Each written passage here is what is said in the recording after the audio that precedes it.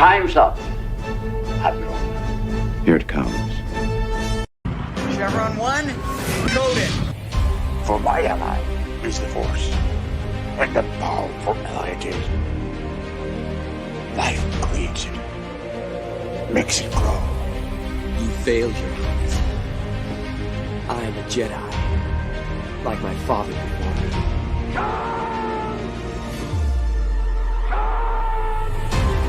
Cry hammer, and let's set the tongues of war.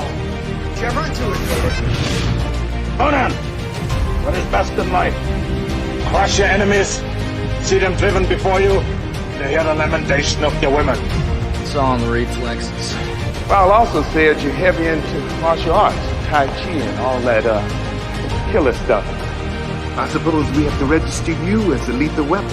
Chevron 3 encoded. And somebody ought to belt you in the mouth. But I won't.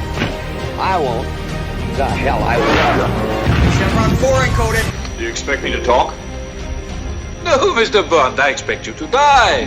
Chevron 5 encoded. You take the blue pill. The story ends. You wake up in your bed and believe whatever you want to. You take the red pill. You stay in Wonderland. And I show you how deep the rabbit hole goes. Chevron 6 encoded.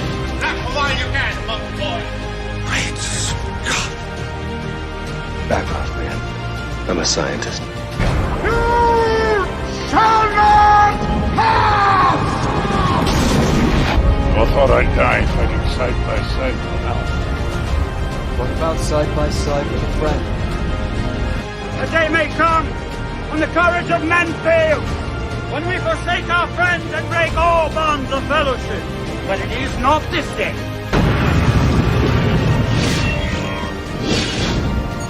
Chevron 7 is locked.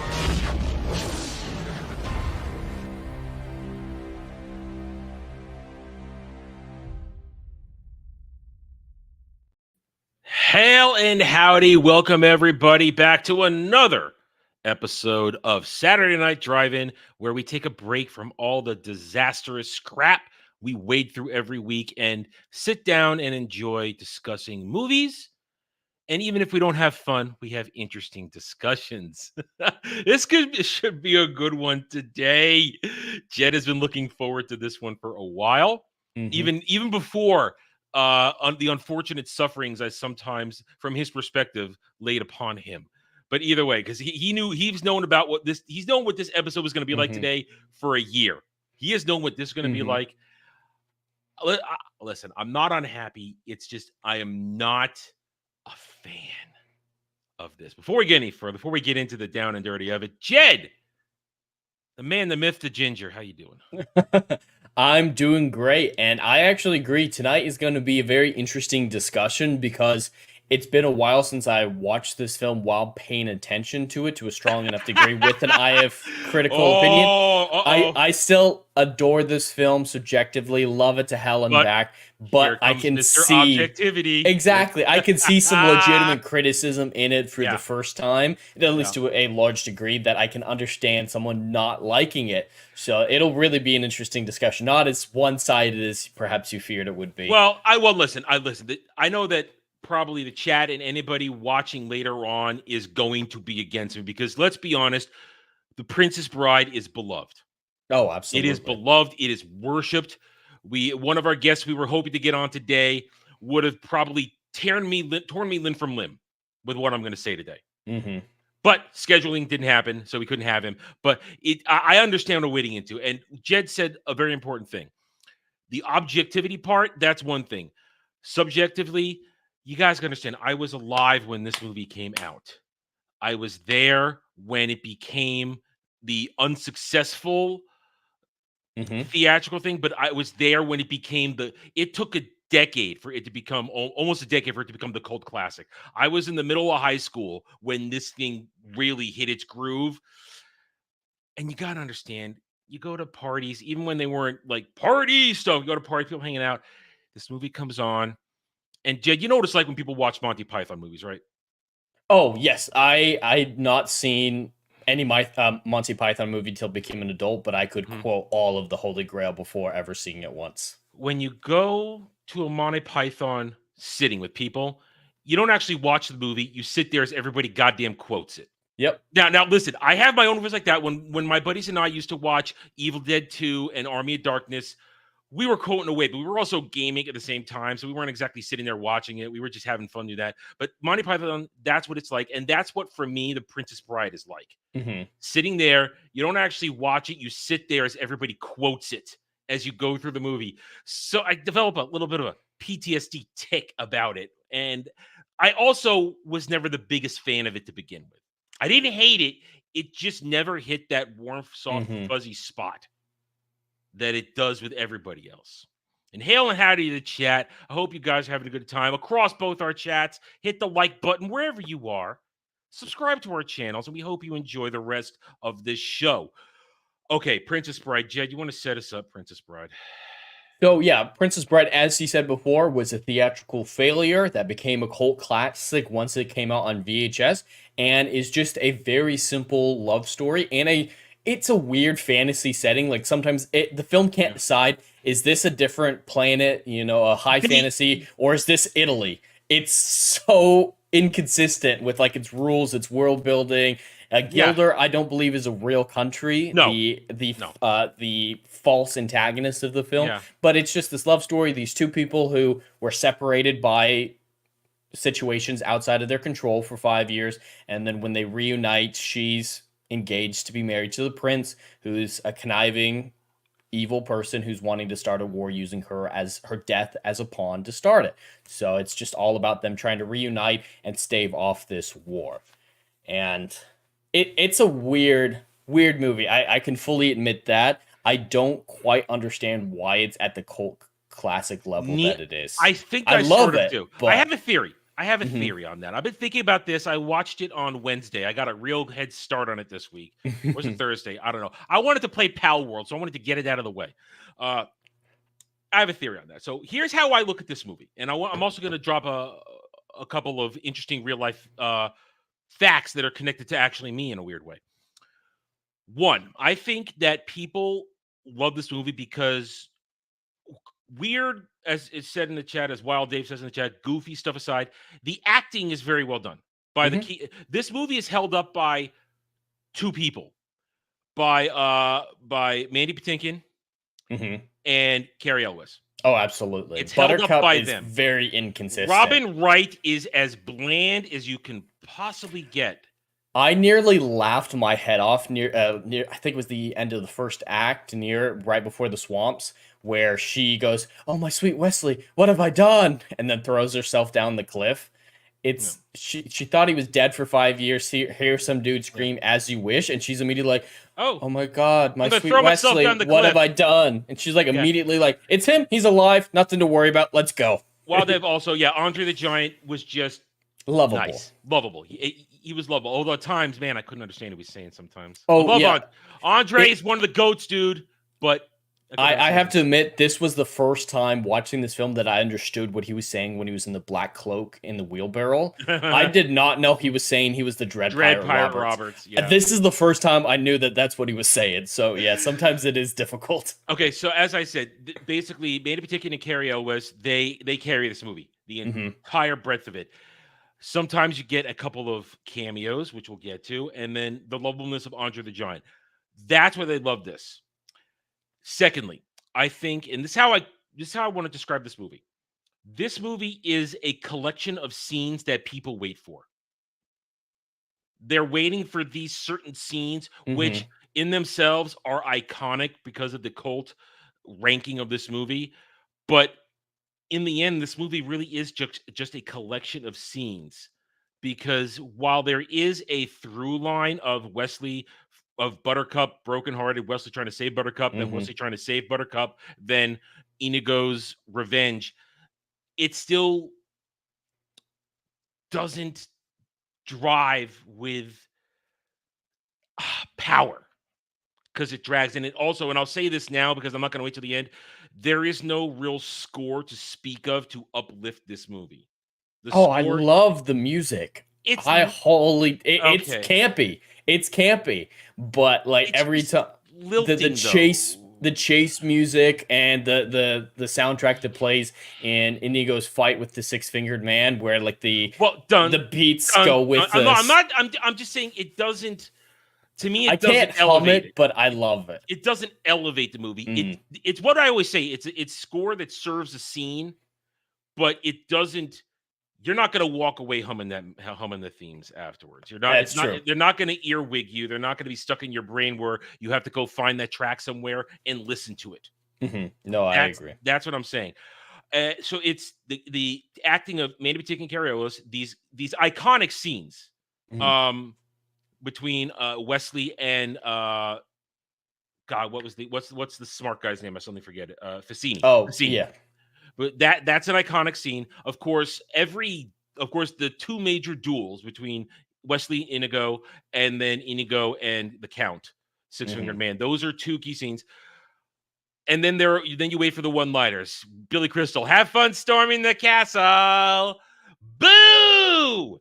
Boo! I know I'm gonna get booed on this over everything I say, but it's these things, and I will say this: every bit of Carrie Elway's dialogue is spot on, and I'll give them with it. The dialogue hits when it's Mandy Patinkin and Carrie Elwes. Oh, absolutely, because they're giving it their all. And fun fact here. Fun fact. Take a step back for a second. I want to get this out early while we're beginning here. Back in the 70s. My mom did Mandy Patinkin's hair while he worked in New York, and while he was acting in New York. Another one of those moments where my mom knew famous people back in the day. Now I never met Mandy Patinkin, but she did his hair during the 70s. So interesting fact.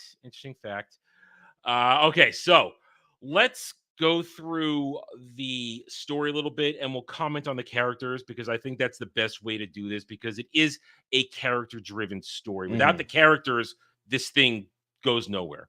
I'll just say this: Fred Savage and Peter Falk. Okay, fine, whatever. Whatever. Which characters were those? Fred Savage plays the kid. He's the sick kid, and Columbo Peter Falk is Grandpa. Okay. Yeah, that was a weird choice for me. I think that's what makes this more storybook fantasy is because they added in that narrative element because that's not in the book as far as I'm aware. They added those two as a narrative device. It's a weird choice. It's definitely unique in a successful film to do something like this. I think they chose to do it because they wanted to draw you in. Because that's why I call this a fairy tale more than fantasy, because it's got all those fairy tale elements to it. A little bit of monsters, a little bit of magic, true love, that kind of stuff, a little bit of heroic escapades, but without high fantasy Lord of the Rings setting type of stuff. It's fairy tale fantasy. Well, it's a narrative device that I think made things easier for them. Yeah. I wouldn't necessarily call it a lazy decision or anything like that. No, that's not what I'm I'm trying to say. Yeah, I know. No, I'm building up. So, but it does make the writing easier for them in a sense, because in one sense, this is a storybook meant for kids. It's a fairy tale setting, so that can explain some of the more cheesy aspects of it. And they use it several times to have bypass scene transitions and pacing issues. Yeah. And if they're ever confused about something, it also serves as exposition. Like, it's this really interesting narrative tool that made the whole process probably easier for them. If there was a section, it's like, oh, I don't know how to get from this scene to this scene. Just say, like, the kid wasn't enjoying it, so the grandpa's like, all right, I'll skip ahead to when it gets interesting again. This might be my bias, but maybe it's just Rob Reiner being a weak director. I'm not a fan of Rob Reiner, both as a human being and a director.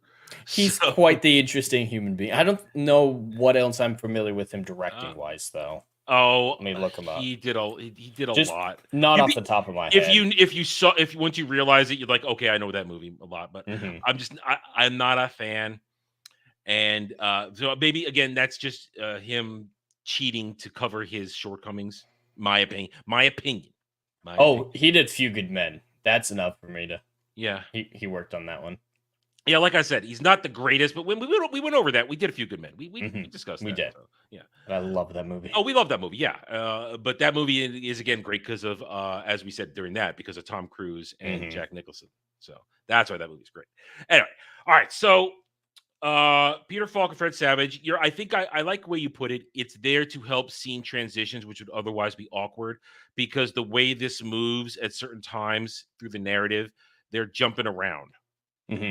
And sometimes time passes a little quickly, or they fail to accurately tell you how time passes here and there. I mean, they sort of tell you, but they don't. All right, so let's get into it. So we already covered the beginning of this, where the whole introduction of Wesley as the farm boy and Buttercup is the basically farmer's daughter, and how she treats him, and how all he ever said was "as you wish," and eventually she understood that was his way of saying "I love you." And it's fine. It's fine. It doesn't endear me to either of them, and it never endears me to Buttercup at all. It's a horrible introduction of Buttercup, and I'm forever annoyed with her throughout the entire movie.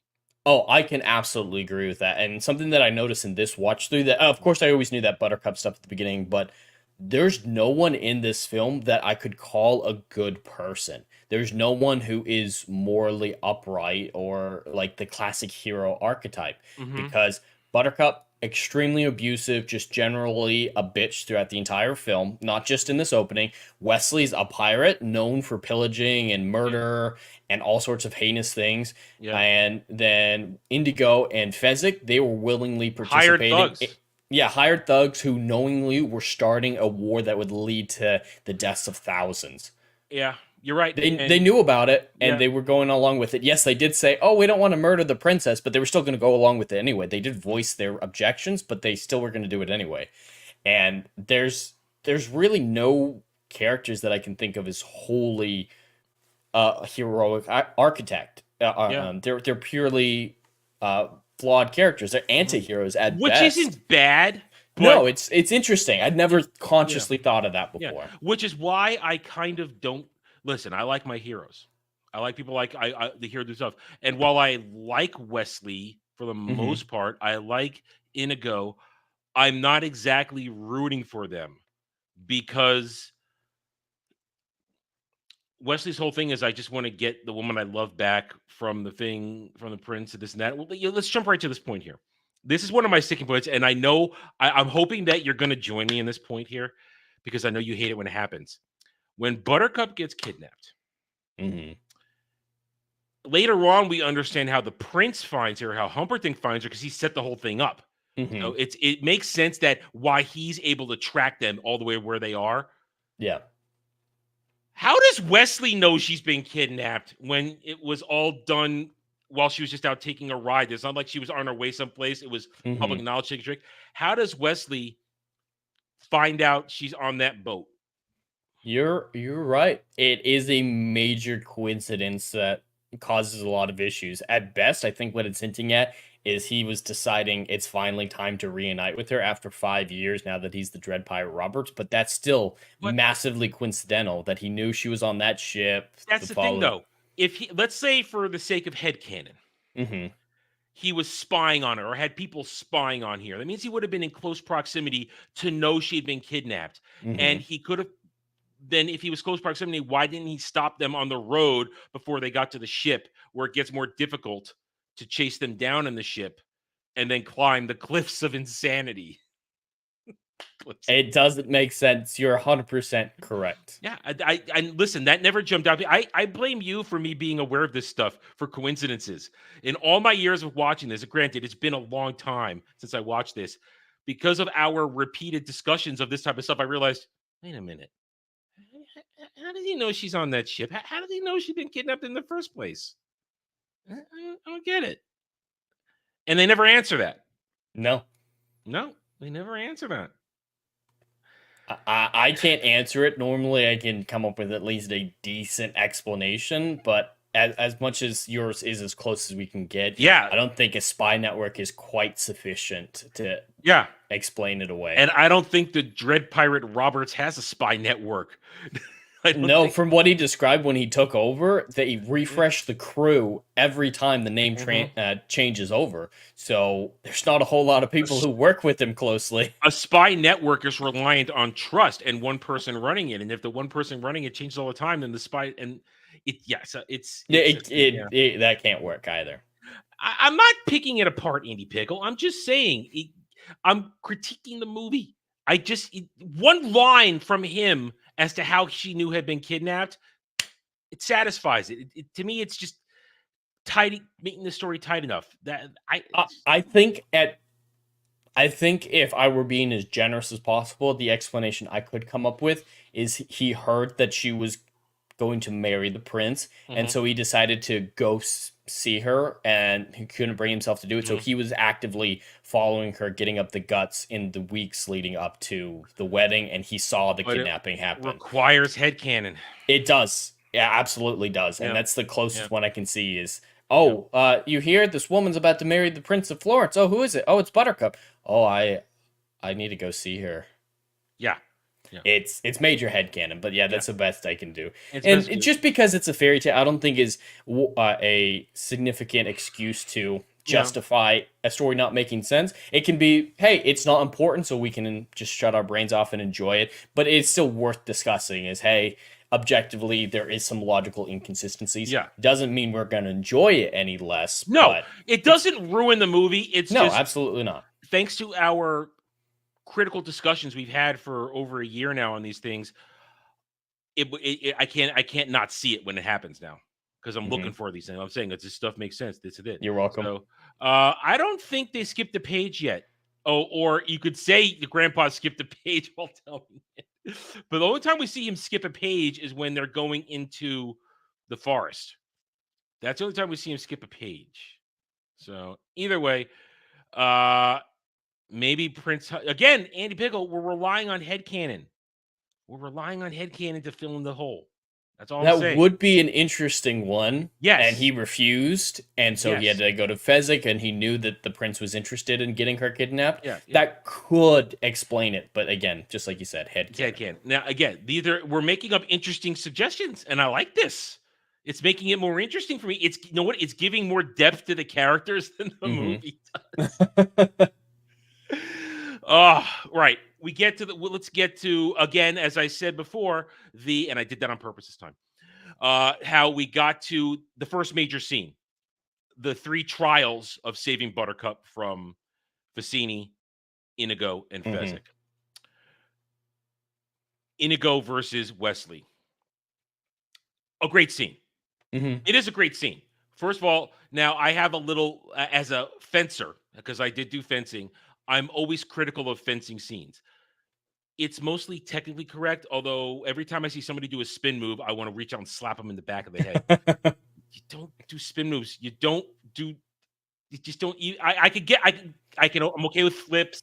I'm okay with this and that. Waiting for the sword to fall down. That's kind of hamming it up.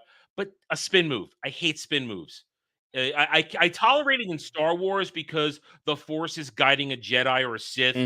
Lightsaber is going to move on its own. But I don't tolerate it when you're doing a straight fencing, when you're just 2 human beings with no extrasensory powers.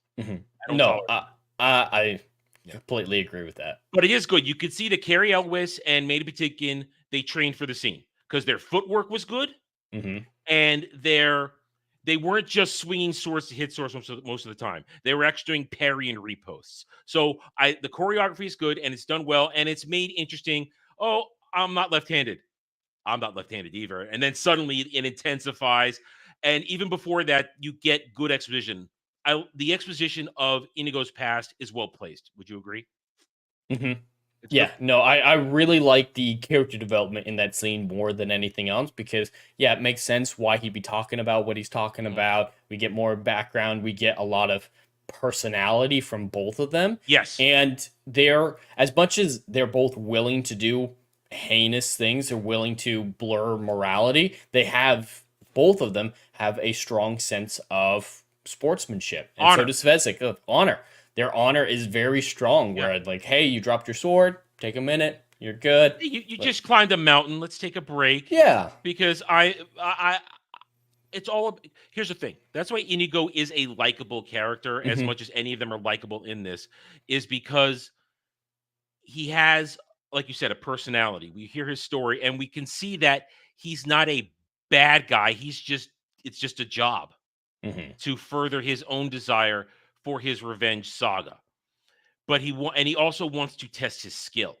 Because Mm-hmm. that's why I appreciate Inigo. He is a man of the steel. He's a man of the sword. All he wants to do is either get his revenge and test himself to be better. So I appreciate his motivations, and he sees right away that at that point the man in black is going to be a test, because we're just watching a dude who climbed the mountain as fast as Fezzik pulled them up there.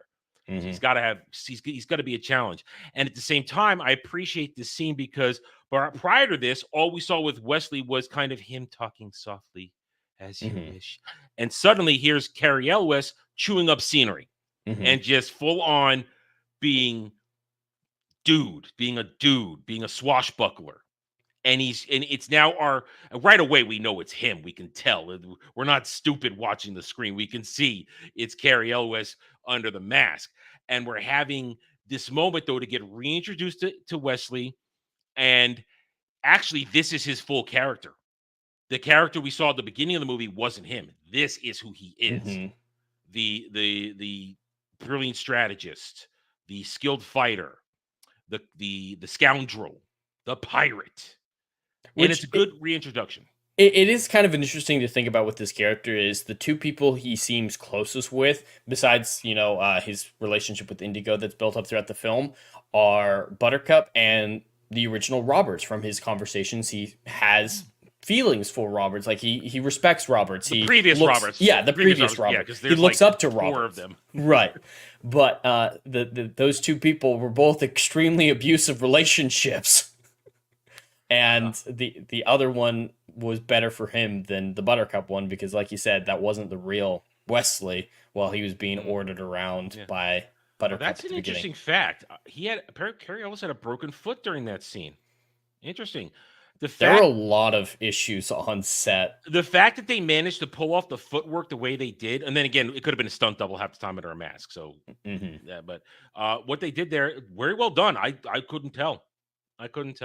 That's pretty good. Well, that just also shows to Goya why they shoot movie scenes out of order. Because later on, he's walking perfectly fine, not worried about a broken foot. So you never know when scenes are shot. At least we never know. They know. So that is one of the iconic scenes, and it ends well where they both have their fair play. While Wesley may be a pirate, he's not necessarily a murderer. Even though he defeated Inigo in a fair fight. I would err on the side that he's still a murderer because pirates. But I mean, I would say cold blood though. Yeah, I wouldn't say he killed anyone in cold blood, but I would be shocked if 5 years being a pirate. Not all of them is Dread Pirates, but 5 years being a pirate. Oh, he killed people. He definitely killed people, maybe in some morally dubious ways. To be honest, anyone that he did kill in fair combat, he was still robbing from them, so they were probably morally in the right. So, but a lot of people try to justify his actions and just say, like I've heard people say, he's a pirate in name only. I don't he's still actively a pirate. He still did some crazy shit. From the understanding of the history of the Dread Pirate Roberts, every single Dread Pirate Roberts is massively wealthy from their actions, which means you sacked ships, you destroyed ships, you had to kill both merchants and soldiers on ships. There's no getting around that if you're a pirate.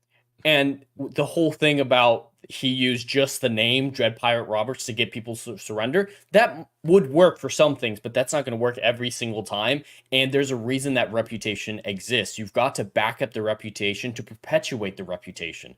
So maybe once every so often, he's like, all right, we got to make sure Florence and everyone else knows that we're cold-blooded killers. So we're going to kill all these people just so our reputation stays intact. Yeah, like after 20 years, if it's just like, oh, the first Dread Pirate Roberts was a really violent psychopath, but all the other ones, they were just using his name and it was fine.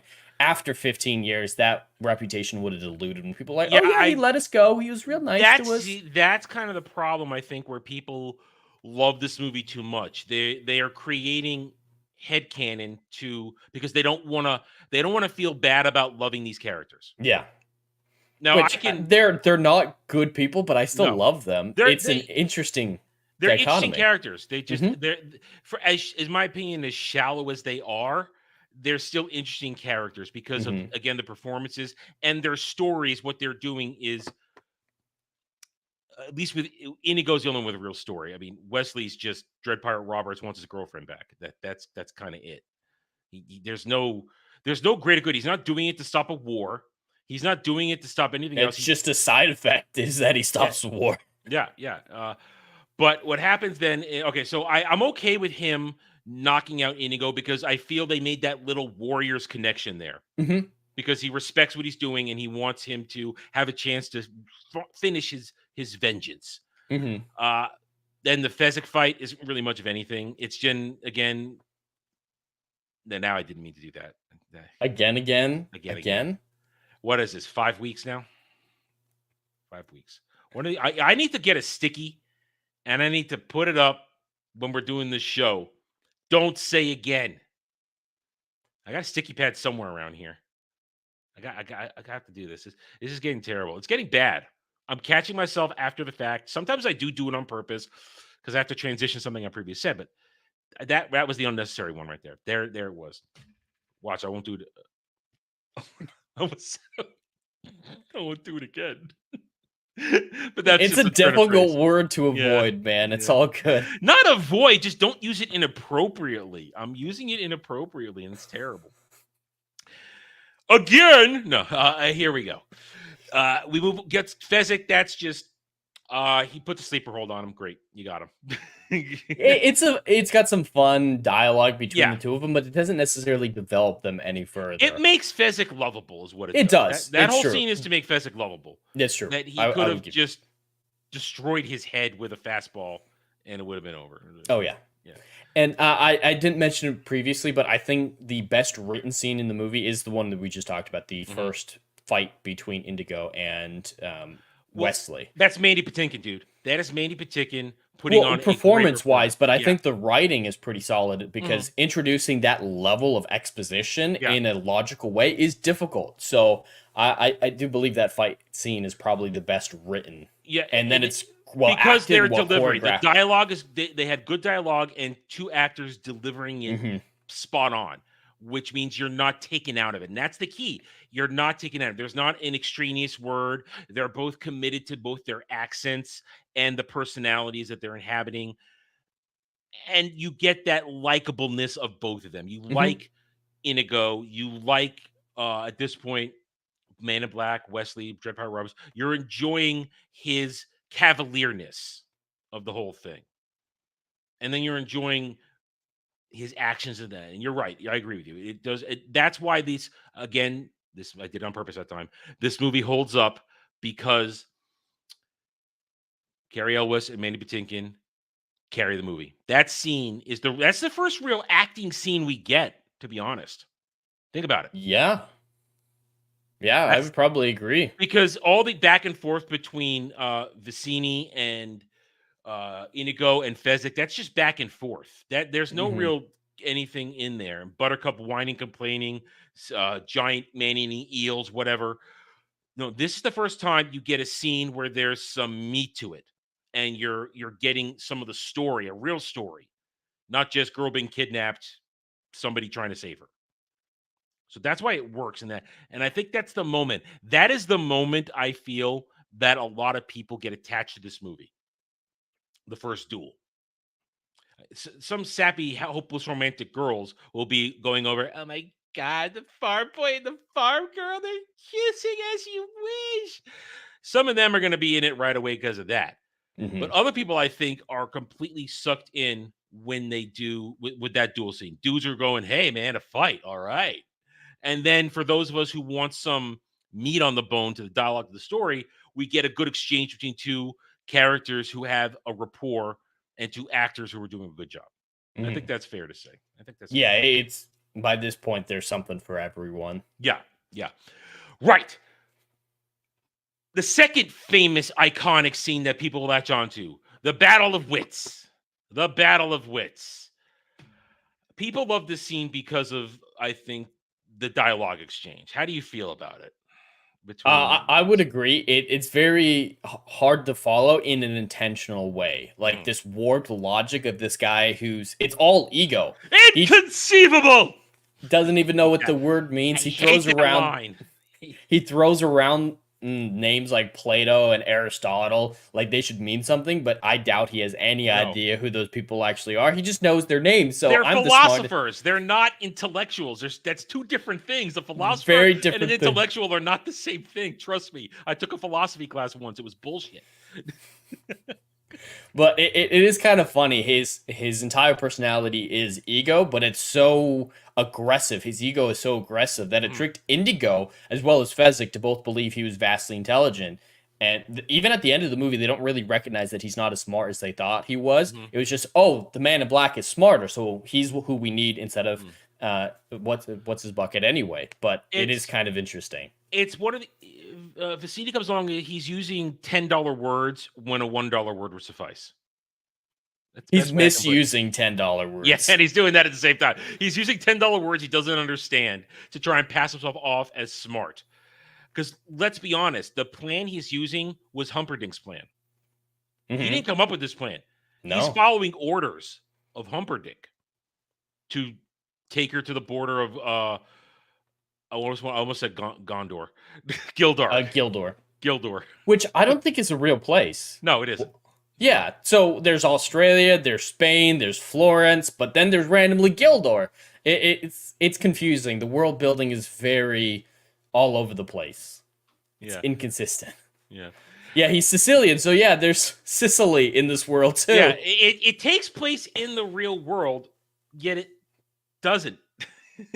I mean, this kind of feels like it's in the Renaissance era because of the swords and the costume design. I'd say, yeah, late Renaissance.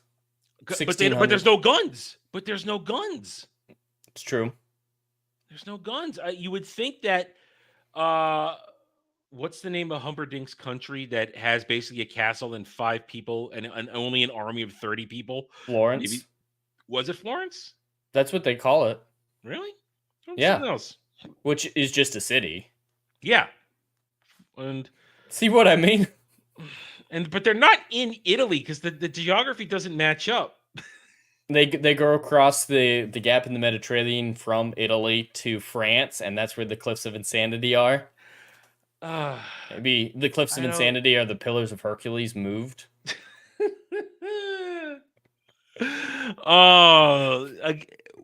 When you think about it, there are these tiny little things in the movie that just don't make sense. And I don't know if they did it on purpose or if it was lazy writing. Have you read the book? I haven't. No. Okay. Neither have I. You're frozen, by the way. Okay, you're back. You were frozen there for a second. I just wasn't moving. Okay. There was. Shut up. God damn it. Oh, you got me there. Good. That was good. I had never read the book. I mean, if anybody in the chat has read the book, we would like to be enlightened on this. I don't know if it's lazy screenwriting or if it's just lazy storytelling in general from it. So I don't know, but it's.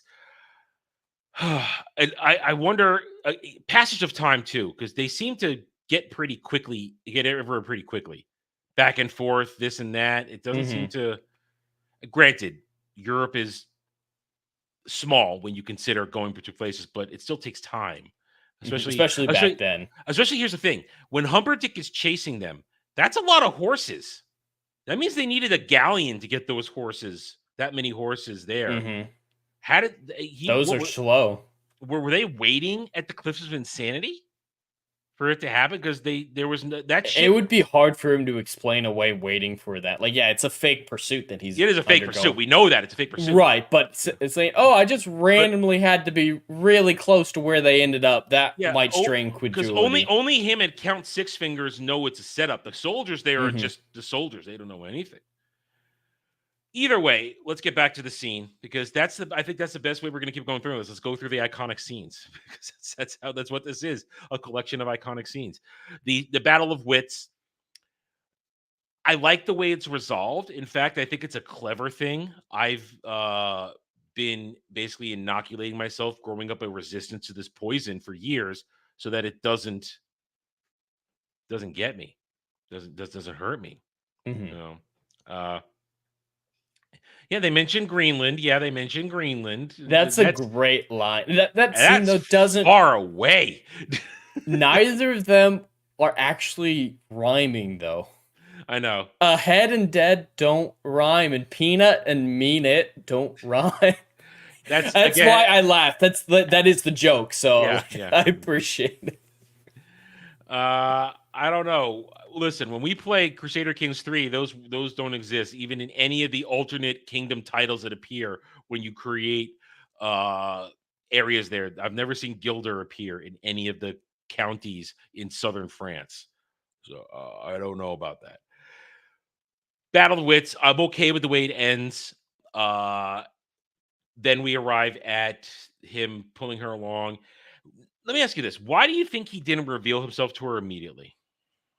I think it's because of that scene that he had later on with her right before, they roll down the hill together, is he wasn't sure of her faithfulness. He wasn't sure if she hadn't changed, so he needed to pretend to be a third party, someone that she wouldn't put on a false face to and glean the truth. Is like, am I going to stay with this woman, and has she been loyal to me? I got to find out the truth before I reveal myself. But by the time that she, in anger, pushed him down the cliff, I think he had in his head a good enough idea of, no, this isn't her fault. She was just a victim of circumstance. She still has been loyal to me. And so I'm going to reveal myself. I can see that making sense. Okay. Oh, Kale just said this for us. It's not Florence, it's Florin. Florin. So they might not even be in Italy. We know Vicini's from Italy. They might not even, because no one else speaks like Sicily. Sicily, Italy. It's the rock that Italy kicks. Hey, I'm Northern Italian. I don't give a fuck about Sicily. I can find fan made and maps for the book, but no like real European maps. It's just one of these countries stuck in there. After the reveal, why does she throw herself down the hill?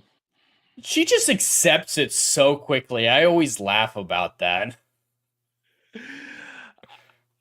I'm at this point, I gotta admit, I'm bored. Really? I'm bored at this point because we just got through the three trials of Wesley, strength, basically skill, strength, and wit, and now we all realize it's Wesley, and the reveal's happening. I'm just thinking, I don't like Buttercup. Wesley is Dread Pirate as Man in Black. Dread Pirate Roberts is interesting, and I'm just waiting for something to move along the story. I'm not like. I think the problem is I'm not liking the characters. I'm not liking the characters. That's the thing. I can see that from a writing standpoint, but like you've said a few times, the performances are just so profound that I found myself loving them, and that comes into I'm not rooting for them. It's true. They're not traditional hero archetypes. They're not people you necessarily should root for most of the time. So I can understand it. I still disagree, but I can definitely see where you're coming from. Yeah. Then we're through the forest of despair, or not forest of despair. The forest. What is forest of farting fire things? Whatever the hell it's called. This farting swamp. Farting swamp. And here's the thing. This entire part is interesting because of Cary Elwes. His dialogue, his delivery keeps me interested because I'm not engaged with the characters. The quicksand moment, the fighting, the rats of unusual size, all of that. I don't know. The swamps probably growing up was one of my favorite parts, especially because like the story of Andre's back pain, like the story of Cary breaking his ankle. There are a lot of problems with that trap door that they used for the quicksand. They nearly suffocated like 3 times filming that. Jesus. Because it was a trap door at the bottom of the sandpit that someone had to manually open and close to let them fall through safely without draining too much sand. And so if the timing was even a little bit off, they were stuck in there. Jesus Christ, dude. But the whole thing in there, it just feels like we're trying to transition to another iconic scene. From a storytelling perspective as well. When he first sees the rats sitting there and then tells her, I don't believe in them. Why does he say that? because he doesn't want to freak her out. But they're stalking them, and he just continues to mosey along. I do agree. He should, start to think about defense. Start to think about. They do nothing, and that's what leads him to getting attacked. But to me, it was all just a setup because we hear the for the explosion, so that we can hear that and have him roll a rat onto it. I feel like that's all that's done, so we can have that little moment. And that's all I'm seeing when I do this, because it's just. And I can see what you mean, like that swamp. Narratively, I don't know what purpose it serves overall besides he gets hurt. Like, you can have him get hurt at any point in the story and accomplish the same thing. Like, maybe Fezzik ripped his arm part way off. Maybe when he was rolling down the hill, he hit a boulder or something, and it's still functionally the same. Like, yes, they grow closer, they get a chance to talk a little bit. Yeah. The fire swamp, I love the fire swamp. It's iconic to me, and the ROUS. See, I don't think it's iconic. I don't think it's like. I hear people quoting that portion, not as much, but still quite on par with a lot of the other sequences. That it's visually distinct. It's very visually. It is visually, but what it is just another moment where we have. It's just a moment for exposition, so that we can get Wesley's story for the past 5 years, and they do it well. But that's all it is, and it's just so. I'm catching myself this time, where we can see if a rat gets set on fire, and that's it. That's it. I'm not engaged by these characters. I want them to move along. Then we get trapped. Then everything happens. She gets taken. The Humperdinck catch it. Here's what I'm curious about. Up until this point in the story, there's been no hint that Humperdinck is bad. He just seems to be an arrogant prince who wants to marry the farm girl, correct? Yeah, there wasn't necessarily a whole lot of foreshadowing to his villainous turn. I mean, like, he's been a dick the whole time, but it's not like Vicini hinted that someone was his benefactor, giving him the plan, giving the money for all this. Like, there's never anything like there's something broader than just Vicini being a dick. I think I understand. I think I understand why Kale's in your chat tonight and not mine, because she's angry with me about this. See, I told you the chat was going to be angry. I must be canceled. See, I knew this was going to happen. I knew this was going to happen. Ariel, I wasn't talking about the fire popping quote. Yeah, no one quotes that. But yeah, the part you're talking about, the rodents of unusual size, I don't believe that they exist. Like, I hear that. I'm not. But that's just a line, not the scene. This is one of the iconic scenes, because we're getting to the next iconic scenes. After the whole Wesley is captured, we get the reveal Humperdinck is the bad guy. I give the story some credit doing show don't tell. Here, Adam's going to be good now. It does some credit, show don't tell. You're asking yourself this whole time, because I am, why is Humperdinck marrying this chick who is just a peasant? He does explain it. No. I mean, before he does the reveal. Oh, before the reveal, like, it should be suspicious. You're asking yourself, why is he doing this, that? And then he does the reveal and explains it. But they did it with good show, don't tell. They didn't have to tell you that I just married a peasant girl to kill a peasant girl, not royalty. I like that. I give the writing credit. They're treating us, the viewer, with intelligence, realizing that we don't need to be told I chose a peasant girl to murder a peasant girl. He just says, I'm going to kill her and start a war so I can get more power. That's great. They didn't need to tell us that. It makes sense. I give the writers credit for that. So it's good show don't tell. It's good show don't tell. But it is kind of good, like you said. It made you suspicious of, like, this doesn't makes sense. So it had been a while, so I had forgotten. That is foreshadowing. Yeah. So, but it was done well, because very well. It had been easily 20 years since I had seen this movie. I remember most of it with the way my crazy ass memory works, but that little part, Humperdinck's reveal, I had forgotten that part. So when he did that, I said, "Okay, now I get it." But she's not royalty yet. She's not real royalty. You gotta remember, if you're going by Renaissance aristocracy and all that kind of stuff, if you aren't born with noble blood, you're not noble to them. and therefore that you can might do be what, officially royalty, but there was you the might stigma around marry it.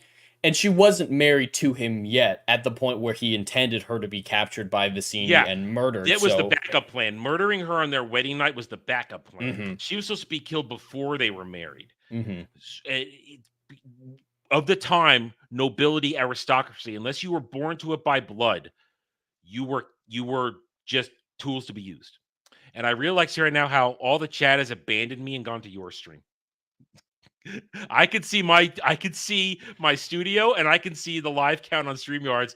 All but I believe Legatus, because he's modding over here, have abandoned me and gone to your chat.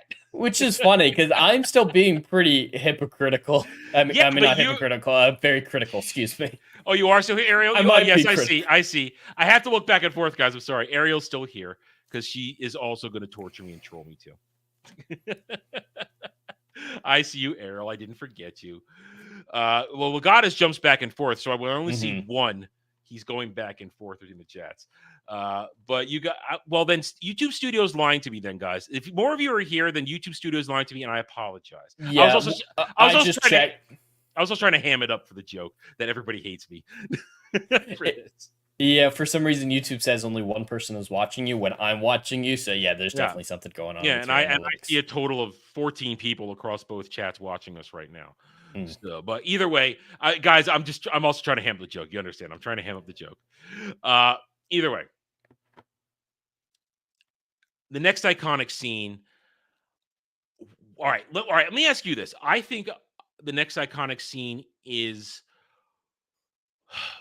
the torture scene. I would add in an iconic line prior to that.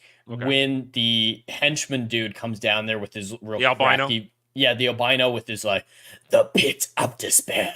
You're never like that.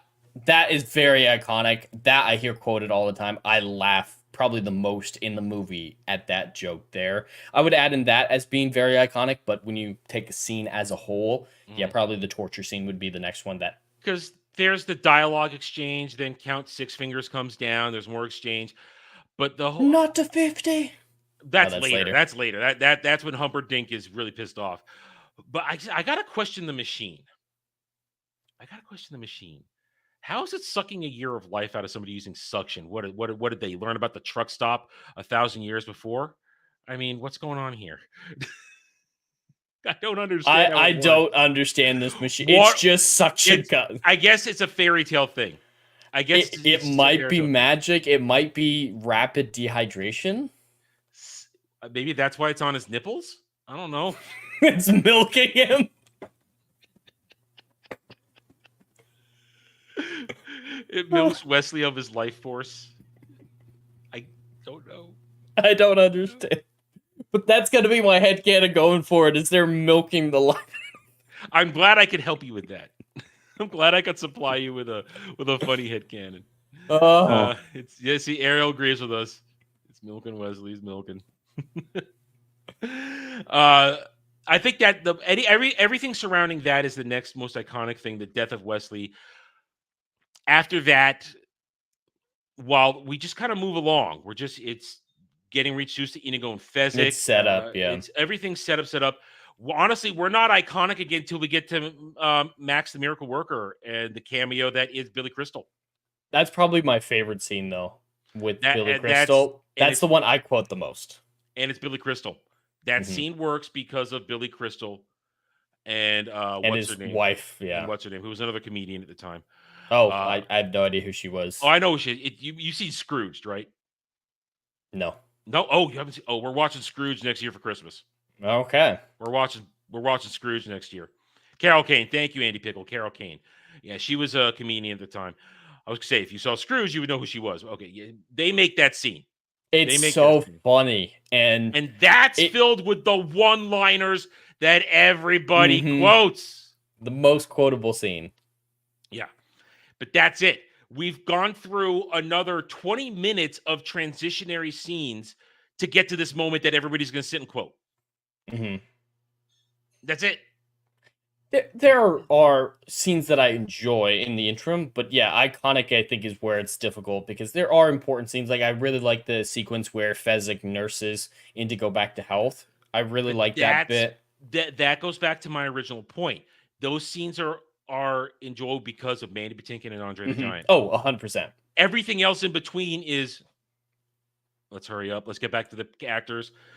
All right, Make characters and someone like that scene that I just brought up where Fezzik nurses him back to health is actually an important one to compare to the only thing that annoys me in this movie. As much as I've criticized a lot of this film, I still love it implicitly. Subjectively, I can't criticize it, but objectively, I have found things. There's one thing that just overrides all my love for this film is at the very end, at a really sweet moment when Fezzik gets the white horses and whatnot. Fezzik, you did something right. That line, and everyone acts like, "Oh, that's so sweet." He said he did something nice, but no, that's implying that Fezzik has been screwing up the entire film.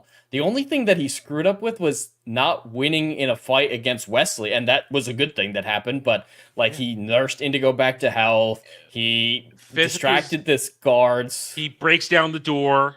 He does so much right in the film that I hate that line. Yeah. And how everyone just like, oh, isn't that sweet? Like the movie acts like it's a sweet moment. And Fezzik doesn't argue with it. He's like, yeah, I did. Aren't I great? It's like, God damn you know what? it. I'm gonna blame Rob Reiner, bad directing.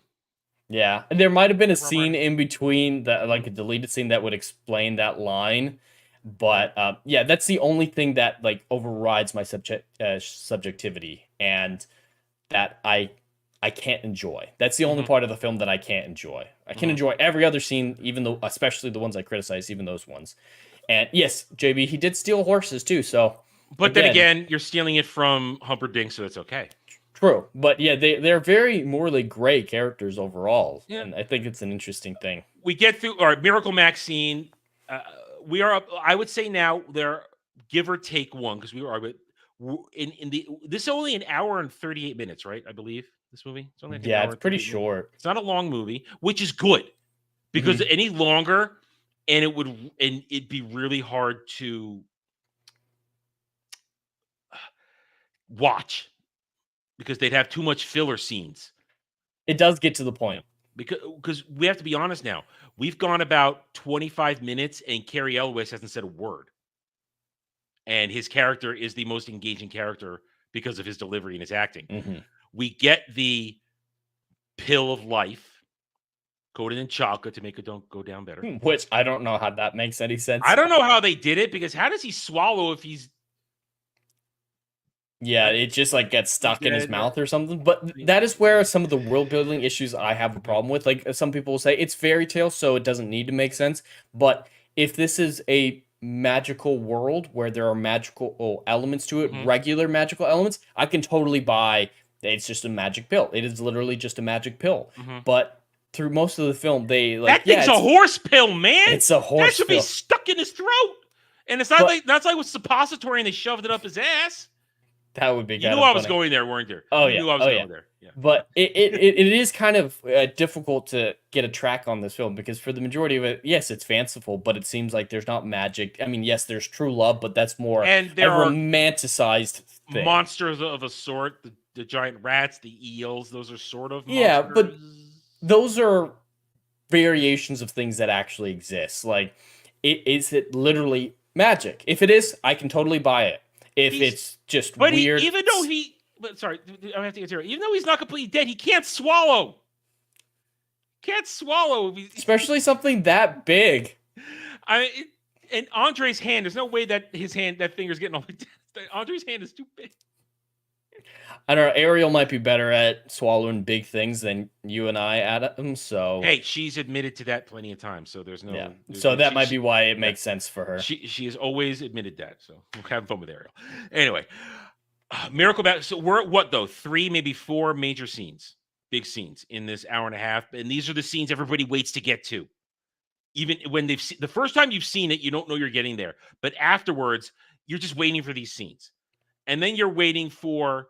Now the final 2 major scenes, 3, maybe 2.5 if you count Fezzik, Jedfire Roberts. What? I'm just reading Ariel. Ariel, we know from Engage. Come on, I know from Engage. What you said to Ryan, we have it on receipts. Anyway, all right. So I would say now here comes the comedy. Half alive Wesley, where his head's lolling back and forth. Mm-hmm. Oh, you moved your hand. Isn't that great? The little comedy here. Mm-hmm. The delivery, because one, Andre does great delivery for that, the way he does it. And Cary Elwes, I give Cary Elwes prop for his physical acting in that. Mm-hmm. It takes a lot of, I would say, physical talent to really go that limp and have somebody else move your body parts, because that's hard. Mm. That's not easy. So that's some great physical acting by Cary Elwes. Yeah. And now at this point we've learned that count six fingers, and the whole reason. Here's the whole thing. Here's the whole funny thing. This whole sequence of events, bringing Wesley back to life, the attack on the castle, it's not to save Buttercup. It's just so Inigo can get his revenge. It's not even to really save Wesley from being mostly dead. It's just so he can get his revenge. It is a give and take. He's like, here, Yeah. I'll help facilitate you rescuing Buttercup if you help me. Like, there is the give and trade, but yeah, that is the motivation that got everyone together initially. Yeah. And it's back to the discussion part of these are morally gray people. These are not heroes. These are borderline anti-heroes in a way, who are all doing these things for their own selfish reasons. And they just so happen to coincide and cross that they can help each other, except for Fezzik. Fezzik's just doing it to be helping out, because he's just he is the nice guy in that sense. He's very naive and will help anyone, but yeah, he's very lovable. So the half iconic scene, as you pointed out earlier, is Andre Fezzik in the giant Dread Pirate Roberts cloak and doing that, scare everybody away. They get inside. Overcut with the wedding. The wedding, I think, is very iconic because of the priest. Marriage! Oh, I hate that. Marriage is what brings us together today. It's so campy. It's too campy for me. It is pretty dumb. I love it, but it's pretty dumb. It's too. You guys know I can handle my camp. It's too much for me. Maybe because I'm not so invested at this point, which is why I'm going. Remaining two iconic scenes: Indigo versus Count Six Fingers. Absolutely. That is. Honestly, that's one of the top two scenes in the movie. For me, it might even be the top scene. Father, I failed you. My name is Inigo Montoya. You killed my father. Prepare to die. That is. Would you argue that is the most quoted line in this movie? Probably. Because people will take that and they'll meme it. They'll say, I am so-and-so. You killed my... They won't even say, I'm not Inigo Montoya. They'll put anything in there. You killed my father. Prepare to die. I think because it's more distinct than As You Wish, I would agree. That... Oh, it's way more. Oh, no, dude. As You Wish is only with the fans. But the whole world, whether you know or not, I am Inigo Montoya. You killed my father. Prepare to die. The world knows that line. Yeah. That line is in the pop culture zeitgeist. Absolutely. As You Wish is not. I would agree. So this, I would say, that is the most iconic thing, and it's because of the scene. Because he says it over and over again, and now that's a gut wound he gets from the dagger, and you get about an hour, maybe two, with a gut wound like that if you can staunch the bleeding before you can get some medical attention. I can believe the adrenaline gets him through that fight. Yeah.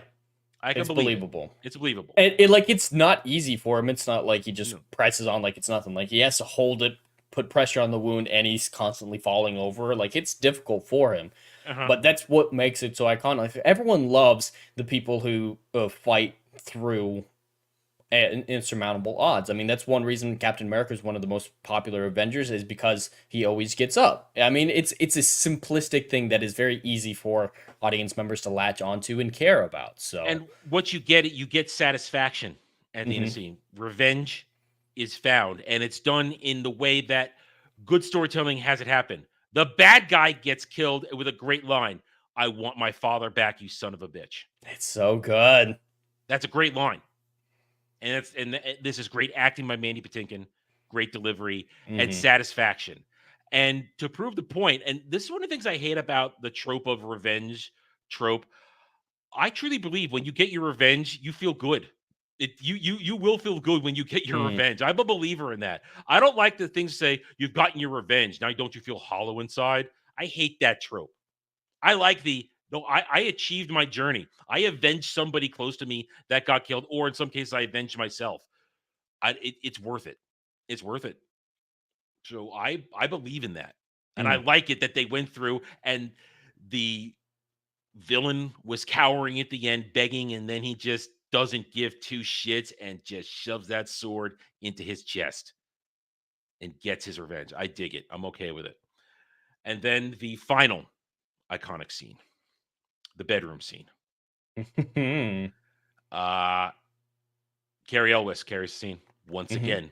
He carries the scene. His speech about what he will do to Humperdinck. Now I can't quote it. Everybody else in the world can. Yeah, but I can't. But that I do know most of the big words, big lines. I know the old thing.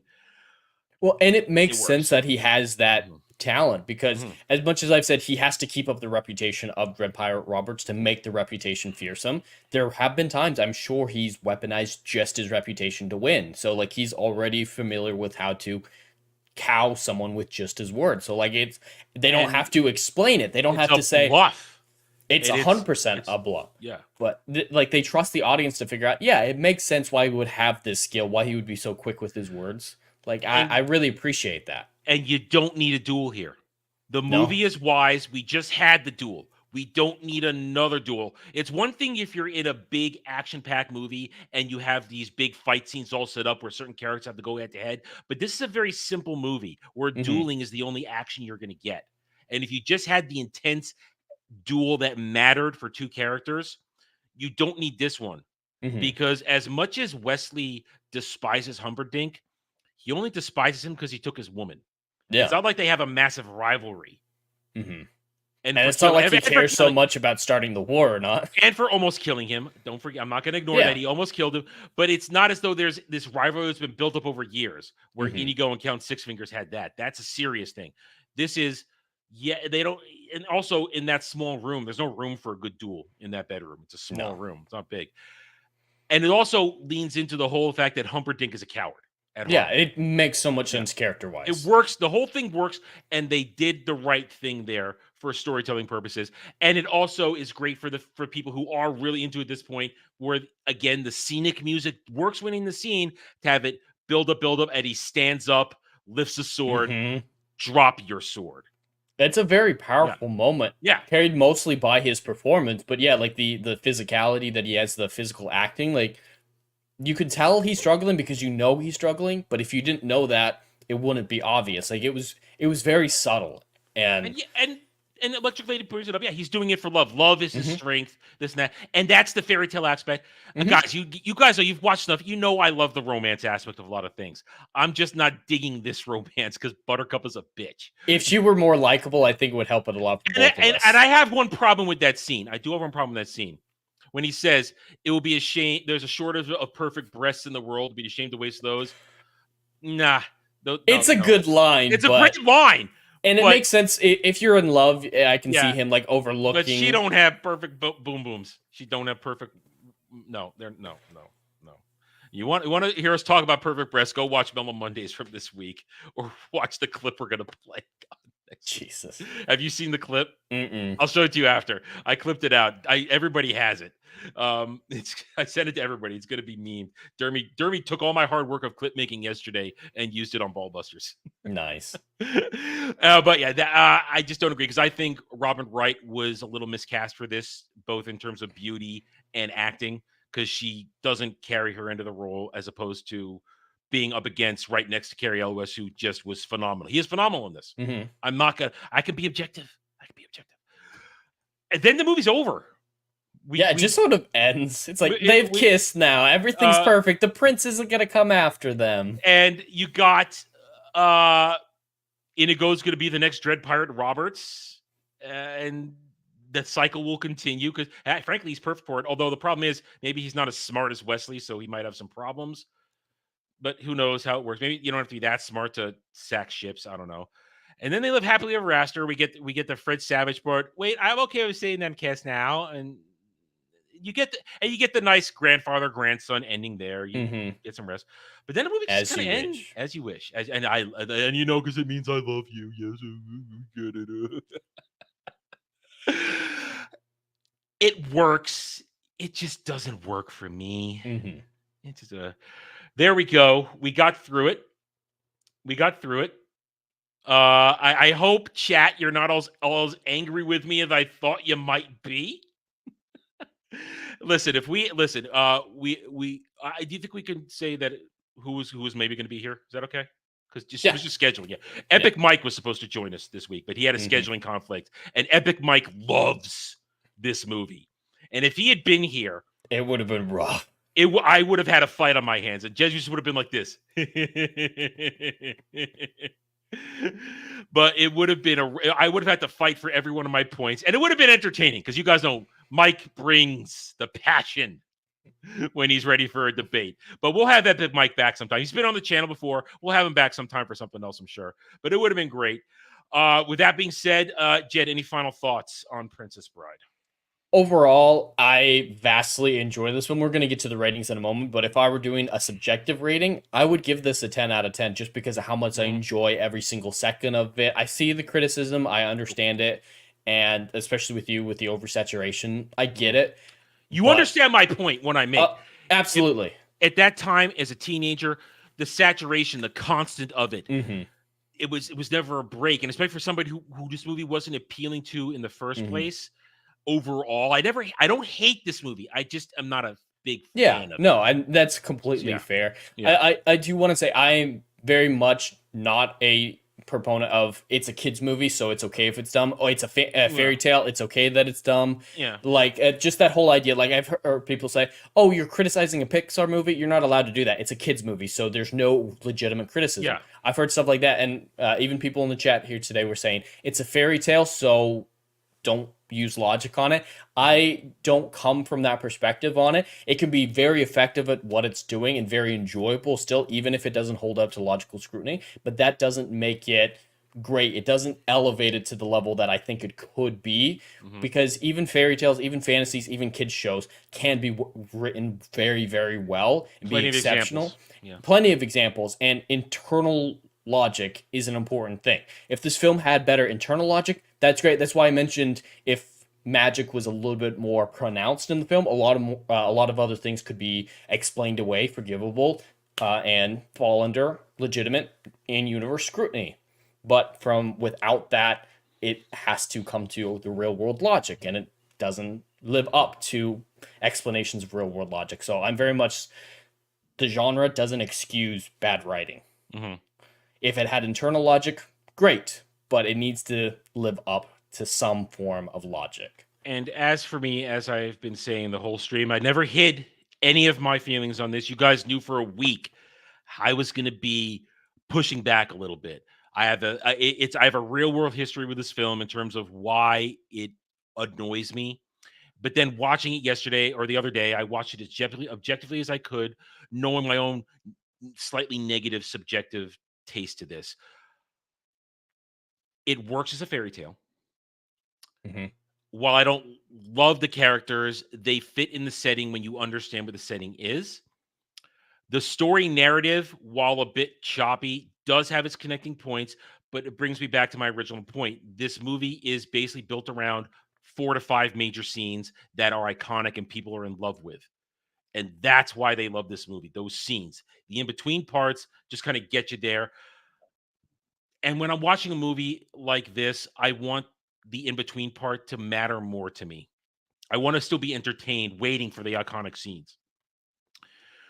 Therefore, well, Jed, it's your week. You get to rank it first. You get to score first. So, just real fast, Andy in the chat brings up suspension of disbelief, and that is 100% legitimate when it comes to subjective view. That's why when I do my subjective ratings, that is my suspension of disbelief. Feeding into that. But when I'm trying to be objective, I have to eradicate my suspension of disbelief to have an objective opinion on it. So I strategically use and don't use suspension of disbelief, but for an enjoyment, pure fantasy, turn your brain off. Suspension of disbelief is more than sufficient for this film. To that point, suspension of disbelief is something that's missing from all the modern shit that we get today, because they're constantly driving agenda into it. There's no agenda in this movie. That's why the suspension of disbelief is there. I'm just not enjoying myself. Plain and simple. That's it. All right, so score it. Go. All right, so like I said, subjectively, 10 out of 10. I can watch this movie any day, even like 7 days a week, and still enjoy it every single time. I adore this film. But objectively, I think I'm pushing it and being a little bit more generous because of the bias I do have for this film, saying that it's a 7 out of 10. There are significant logic issues in it. There's some poor design sequences. There's some bad writing. And so, yeah, I'm right there with you. 7 out of 10. 7 out of 10. I see. I want to give this a 9. I want to give this, but like this whole discussion has shown, there are legitimate. Here's the thing. I just watched this for the first time in easily 20 years or more. I don't think I watched this since either the late 90s or early 2000s. It's been a long ass time because it's not something I choose to watch, even if it passes me on TV. I will likely never watch this movie again unless I have a significant other who likes it and wants to do it, and I make a deal. It's like, okay, we're going to watch this because you want to watch it, or hopefully I have kids one day and they like it and they want to watch it. Those are the only two reasons I will ever, on my own, watch this. Now, if I end up, or if I'm someplace and somebody puts it in and it's on, that's it. I will never willingly, of my own private viewing accord, watch this again. But I give it a respectful 7 out of 10 because of everything Jed said and everything we've been talking about. It will. Oh, thanks, JB. Thanks. Yeah, thanks. Be alone forever. Thanks. It is an iconic movie. It is now a classic movie. It gets its 30th anniversary release. It gets anniversary re-releases. That's how important this movie is to the zeitgeist. It gets anniversary re-releases. And people buy it up. Even if they have 5 copies already, they will buy it again. And they will treasure it and love it. And that's the important thing. I don't hate that people like this movie. No. I just want to be able to say I don't like it and not be destroyed, which I very carefully get, which I tread very carefully with this one, because I know, I honestly, I thought I was going to get a lot more hate tonight over this for my takes on it. Because I've never known more clearly that I could be walking into a lion's den with my feelings on this movie, with the way people feel about it. Because every time it comes up, it's the best ever, and I just go. Anyway, all right, guys, that's it. We're taking a week off next week because of MegaCon, but when we come back in February, we will be watching, and now I'm giving this one to Jed because now he deserves something to sink his teeth into and really have a big, hearty, story-driven, character-driven, historically-driven discussion. In 2 weeks, we're going to be doing Memoirs of a Geisha. I'm looking forward to it. Soundtrack by John Williams. If you want to talk about a soundtrack that elevates a movie, and then we're in February. Jed, are you still locked in on what you wanted to do after this one? Yep. Oh, yep. All right. What are we doing after Memoirs of a Geisha? Then we'll give you guys a heads up. Well, we decided to mix things up a bit, go for some classic superhero content. We haven't done that at all. I don't think we've ever done a classic superhero film. No, we haven't done superhero films yet. No, we have not. At all. Because why bother with an MCU movie? Exactly. Well, we're going to be doing the original Christopher Reeves Superman. I think we're doing the Donner cut. We're doing the Donner cut, Donner cut of the 70s Superman. Donner cut. Doing the Donner cut, guys. And then I can announce that after that because it is Black History Month. And this is the one movie that I have permission from Jed to return to this actor for. We'll be doing Coming to America. After that, Jed gave me permission. I told you about this last year, so you knew this was coming. I don't remember this, but let's do it. You did. You said I could do this. I'm sure I did. I don't remember. You said I could do another Eddie. You said I could do an Eddie Murphy movie if it was Coming to America. You said I could do it. And I was saving it for Black History Month. Anyway, guys, so there it is, guys. There's the next 3 drive-ins. I'm losing my speech. I'm losing. So that's the next month? The next month, yeah. Well, actually, it's a leap year. It's a leap year. It's a little longer this year, February. A little longer. Anyway, guys, thank you one and all across both channels. If you had a good time tonight watching live or on the re-upload, hit that like button. Subscribe to the channels. Let's have a great time. This is going to be a great year going forward, guys. We appreciate each and every one of you in the chat, whether you agree with us or not. That's what good discussion's about.